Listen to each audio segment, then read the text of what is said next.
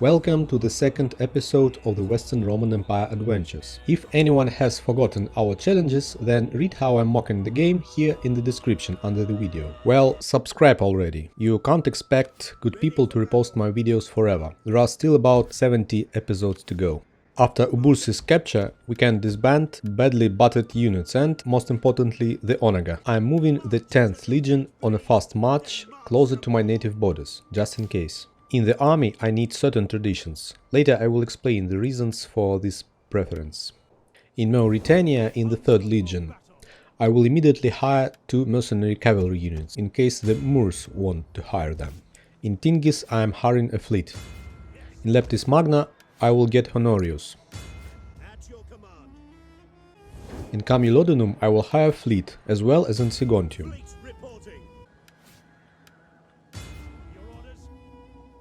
Thus I hired 8 of the 8 armies and 3 of the 4 fleets. I have used up all the free patricians and can no longer hire any governors or naval commander.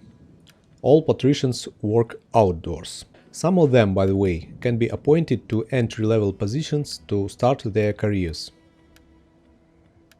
It is time to attack the Caledonians.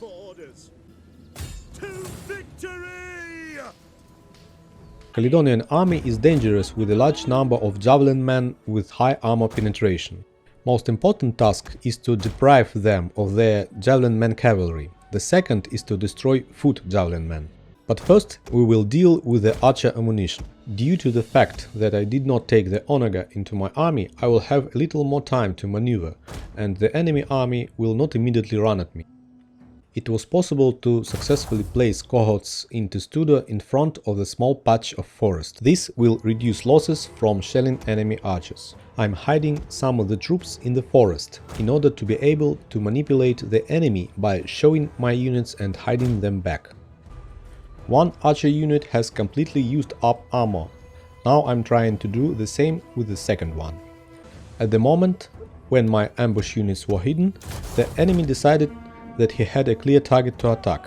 I had to retreat quickly, but my cohorts did not have time and were defeated. Enemy allows himself to be surrounded. Now he has no clear target to attack, and if he wants to pursue me, I will always circle around his rear and flanks.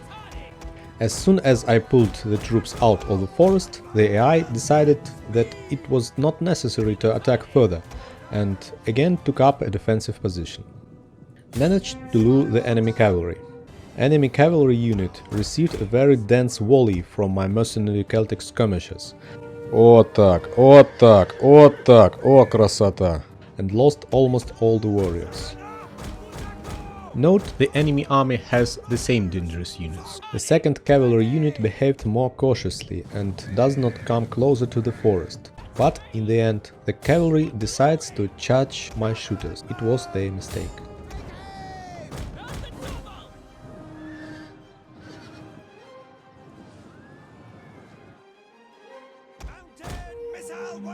I carefully monitor how many people are left in each unit and try to destroy enough, so that the unit disappears from the strategic map after the battle. Therefore, I am sending my cavalry to intercept in advance. This time the AI was offended by my units in the forest and decided to carry out an anti-partisan action. The enemy swordsman misjudged the number of hiding units and fell into my ambush.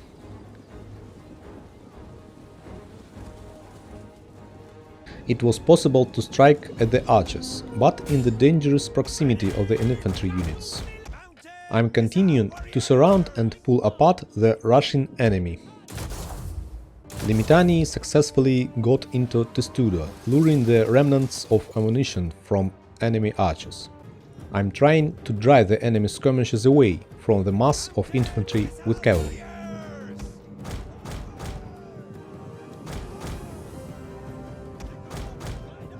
My 3rd cavalry unit is attacking the archers, while the rest enemy army is playing cat and mouse with other cavalry units.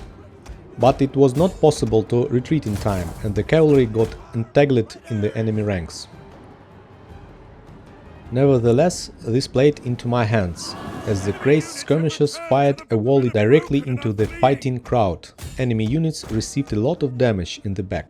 We are beginning to narrow the circle. Don't forgetting to finish off those who run away. The infantry ran out to my skirmishers and received heavy damage. Now it is time to start the final battle stage.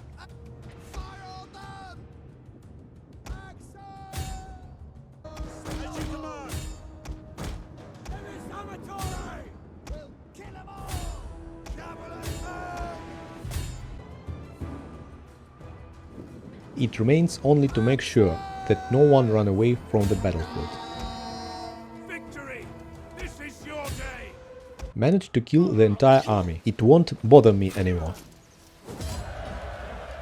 I haven't lost a single unit in combat, but some still need to be merged. I'm hiring the remaining mercenaries and Onaga. Now I can attack the Caledonian capital. We are taking the settlement under siege. Sextus Perennius gained experience. I am distributing the first skill points as usual. We take this settlement! The settlement architecture is identical to the capital of Quods, which we attacked in the first series. It is just luck. In general, there are many different interesting architectural settlements types in Attila. I will attack with a different tactic. I have an Onaga, and there is a high chance that the Caledonians will come to me from the city. Therefore, we will try not to provoke them. Do not waste the enemy shooters' ammunition and do not destroy towers right from the start of the battle. Onaga will burn down civilian buildings, thus reducing the morale, attack and defense of enemy units. By the way, in the end, the Onaga failed to destroy the tower, and I retreated from the battlefield after he ran out of shells. We'll have to use the infantry again to get rid of the tower. I'm beginning to transfer skirmishers to my back door. It was impossible to immediately place them near, since it is important that the enemy army prepares for defense from a certain side. Now I'm just running into the citadel and close all the entrances. The cavalry noticed where they can damage me and are trying to prevent my skirmishers from entering the fortress. I'm moving the cohort remnants to meet. My skirmishers are beginning shelling the enemy from above. Now they can bring in more reinforcements.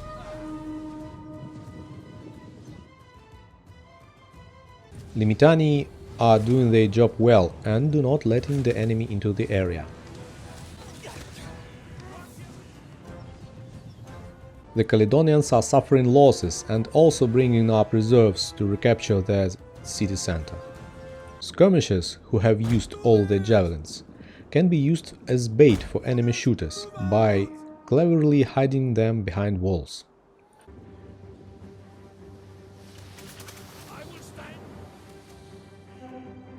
The Caledonian swordsmen have arrived and my Limitani are in danger. We are introducing mercenary X-Men into battle. Simultaneously with the enemy commander, my fresh skirmishers were just approached. The enemy are losing their advantage! Their general is dead! A lethal blow! He died not a very glorious death. A Caledonian general died. They got a minus to morale because of the captured point and because of the destroyed settlement. They must run away soon as the armor will run out. I don't need to get within range of enemy towers. As soon as the enemy ammunition run out, the enemy troops fled. I've lost 234 men and I'm capturing the settlement, recovering 3% of my losses. Now we can repel the Picts' attack in this fortress, if they will want to attack. Immediately I'm hiring 3 Limitani units, and in the same way I'm distributing tradition points in the army. The Caledonians, by the way, are destroyed. I have enough money to hire Barash Liburnian in Camalodunum. To make sure I will not go bankrupt next turn, I am raising taxes a little. In Mauritania, in Tingis, I am hiring Liburnian skirmishers, which, if necessary, I can upgrade into bowmen after learning the technology. I am also hiring 3 Limitani for our Emperor Honorius. I have a slight concern that I'll go into minus treasury next turn due to attacks on my cities. So I'll slightly reduce my appetite for hiring units and give up on one Limitani in Augusto Treverorum. Now, finally, we can start demolishing unnecessary buildings. Let's start with the Britain region. In Britannia and Ferrier, I am demolishing the church and the barrack. These buildings will not be useful to me. I won't touch the Latin Baptistery, as it's 2 public order points for 100 coins. I also won't touch the lead deposit for now, as this will allow me to lower construction cost of sanitation building in that province. In Britannia Superior, I will not demolish or build anything. In Belgica, I am cutting down the forest, since I just captured the wood resource in Caledonia. I don't touch the workshops yet, as they bring money, and I won't need the construction cell in the next few turns. There is not enough food in this province, so I demolish one level of the city, which will give me 30 food on the next turn. In Colonia Agrippina, I am demolishing the local industry, as I need this cell to build food, and I won't touch the church in the province, as I will need it to hire priests next turn. In Lugdunensis, I am only demolishing the church. In Maximus Equanorum, we are demolishing church, storehouse, garrison building due to a lack of food, and we are also demolishing the iron production.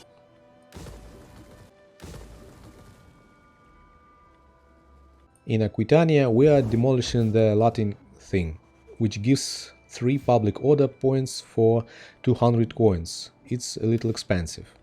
I don't touch the garrison building yet, because it gives order and everything is fine with food in this province. We are not demolishing anything in Narbonensis. We are simply clearing a place for a future bathhouse. There is no food in Liguria, our metropolitan province. We are demolishing one level of the main city.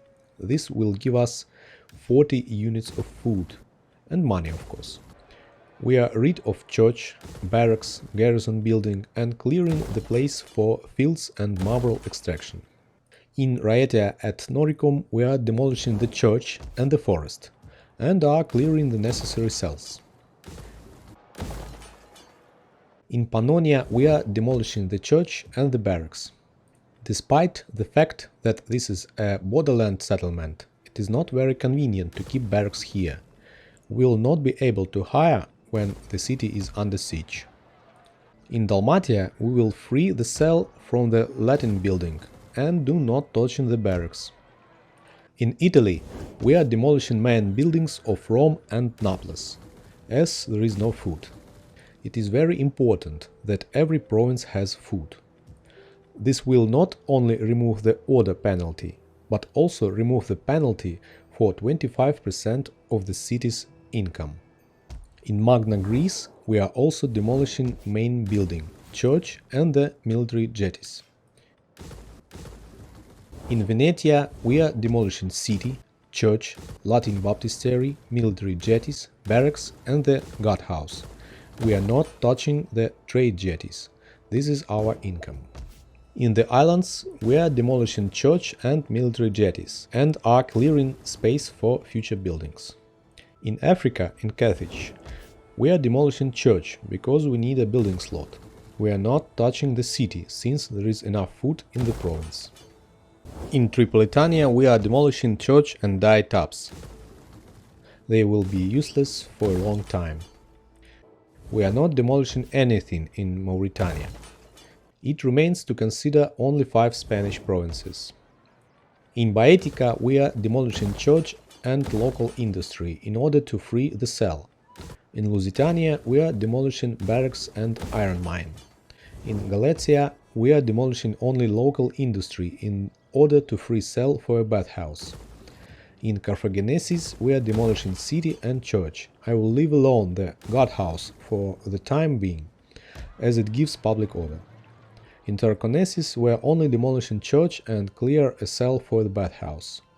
Notice that I didn't hire a single governor, didn't hire a single agent, didn't build a single building, and even raises taxes a little.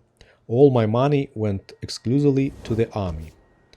In domestic politics there will be a last action. Positions need to be reassigned. since the first to receive positions must be more experienced patrician, so we will not receive a penalty for loyalty. The last check is if I am at war with all factions, then I will press the end of turn.